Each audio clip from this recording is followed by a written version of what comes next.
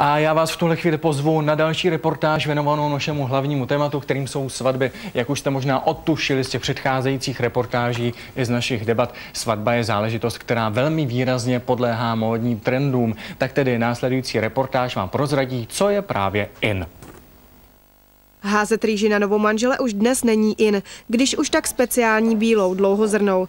Někde ale tuto tradici berou za plýtvání jídlem. Trendy jsou dnes okvětní lístky z bílých nebo červených růží. Ty se používají i na zdobení účesu nevěsty. Se snažíme minimalizovat závoje, většinou jsou to účesy vyčesané, což samozřejmě je mnohem praktičtější, protože v případě jakéhokoliv počasí opravdu ten účes drží a snažíme se tam aplikovat hlavně živé květy. Moderní hodně jsme měli letos spíš do přírodních květů. Namalovat nevěstu podle poslední módy dá také pěkně zabrat. V případě nevěsty je potřeba propojit několik věcí.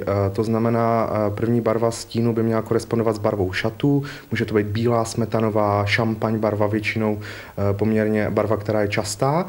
A teď to nejdůležitější, šaty. Dnes už se fantazii meze nekladou a nevěsty si nemusí vybírat jenom z bílých. Mně se například zalíbily tyhle. Nic neobvyklého už nejsou ani šaty černobílé, růžové nebo červené. Letošní trend jsou šaty krátké, korzety a sukně. Nevěsty se víc zdobí na svatby a prostě ty svatby bývají víc honosnější. Oblečení, co se týče svatebních šatů, možná bych zvolila jemnější, elegantnější šaty smetanové barvy, slonová kost. Stále modernější je nechat si celou svatbu od A do Z připravit svatební agenturou. Svatebčany tak čeká při obřadu i hostině řada překvapení i malé dárky.